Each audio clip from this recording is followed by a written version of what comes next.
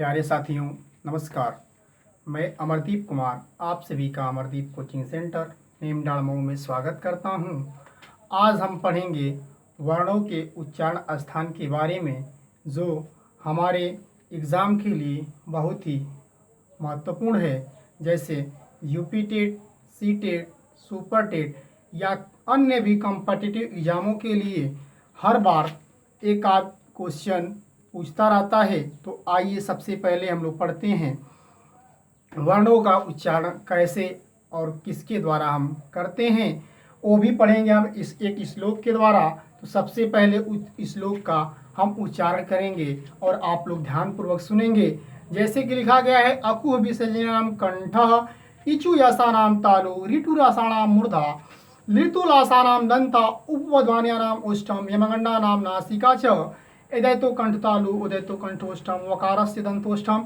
यानी इस फार्मूला यानी सूत्र के द्वारा हम ये जानेंगे कि किस वर्ण का उच्चारण किसके द्वारा हम करते हैं, और इसी फार्मूले यानी इसी सूत्र के द्वारा हम समझेंगे। तो आइए देखते हैं सबसे पहले कि सबसे पहले हम चर्चा कर लेते हैं हिंदी वर्णमाला में वर्णों की। तो सबसे पहले हम वर्ण की बात करते हैं। तो देखिए, वर्ण जो होते हैं हिंदी वर्णमाला के अंतर्गत जो वर्ण होते हैं 3 प्रकार के होते हैं। पहला वह होता है जैसे कि स्पर्श व्यंजन। स्पर्श व्यंजन के अंतर्गत ध्यान से सुनिए क्या क्या होता है। स्पर्श व्यंजन में क्या होता है, क वर्ग आता है, च वर्ग आता है, ट वर्ग आता है, त वर्ग आता है, और क्या आता है, प वर्ग। ये सभी जो वर्ग होते हैं हमारे स्पर्श व्यंजन के अंतर्गत आते हैं। तो आइए देखते हैं हम कि इन वर्गों का उच्चारण और कैसे हम करते हैं तथा किसके द्वारा करते हैं। तो ये जो हमारे स्पर्श व्यंजन के अंतर्गत आते हैं, यानी प्रत्येक वर्ग में 5-5 व्यंजन होते हैं, यानी 5-5-5-5-5, यानी 5 गुणे 5 कर सकते हैं, यानी 25 जो हो गए हमारे स्पर्श व्यंजन कहलाते हैं। और इसके बाद आता है अंतस्थ होता है। अंतस्थ के अंतर्गत आता है य होता है, र होता है, ल होता है, और क्या होता है, व होता है।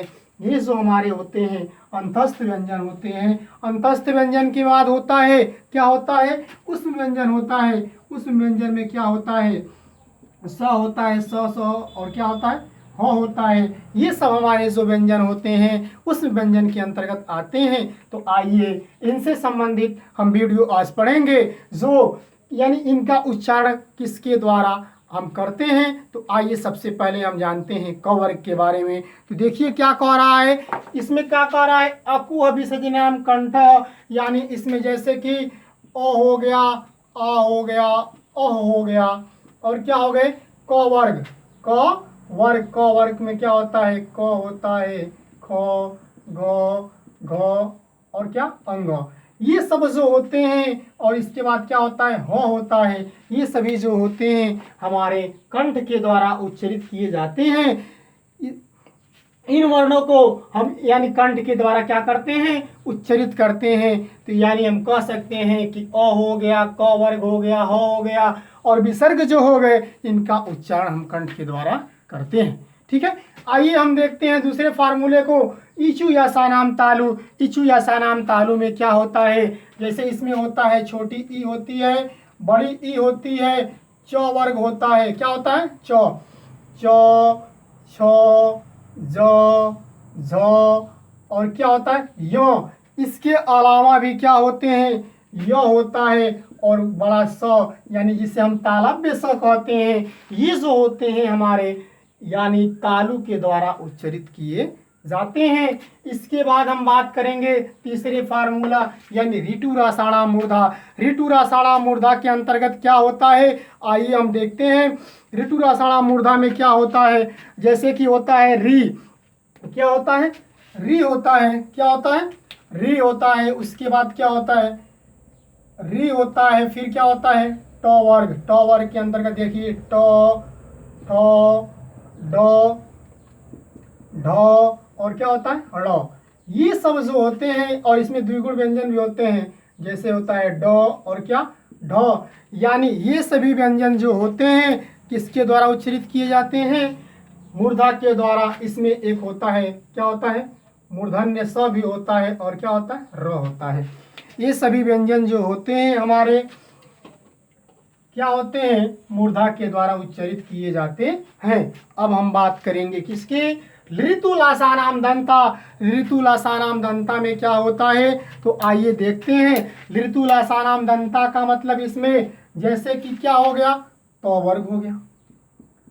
तो वर्ग के अंतर्गत क्या क्या आता है, जैसे तो, थ, ध, ध, न, यानी तो वर्ग, यानी जैसे तो, थ, द, ध, न, और उसके बाद क्या होता है, दांती स होता है और ल होता है, जो हमारे दंत के द्वारा उच्चारित किए जाते हैं। अब इनके बाद क्या होता है, उपपदध्वनिया नाम ओष्ठम। उपपदध्वनिया और नाम ओष्ठम का मतलब जैसे इसमें क्या हो गया, उपपदध्वनिया में जैसे क्या आता है, आइए हम देखते हैं। पहले उपपदध्वनि आएगा, छोटा ऊ आएगा, बड़ा ऊ आएगा और क्या आएगा, प वर्ग। प वर्ग में क्या होता है, प, फ, ब, भ, म।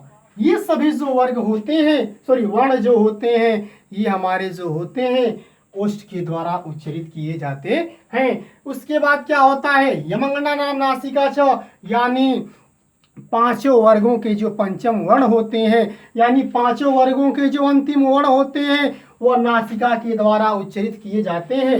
जैसे क्या होता है, यमंगणा नाम, क्या होता है, यमंगणम, यमंगणम, यानी ये जो होते हैं हमारा नासिका के द्वारा उच्चारित किए जाते हैं। ए दैतो कंठ तालु, ए दैतो कंठ तालु का मतलब ए हो गया और क्या हो गया, ऐ हो गया। ये जो हमारे होते हैं, जैसे ए हो गया और क्या हो गया, ऐ हो गया। ये हमारे जो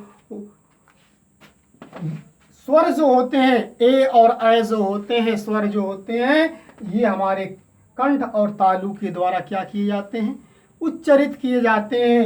अब हम बात करेंगे उदयतो कंठोष्ठम। उदयतो कंठोष्ठम के अंतर्गत क्या आता है, तो जैसे इसमें क्या आता है, ओ आता है, औ आता है और क्या आता है, आ आता है।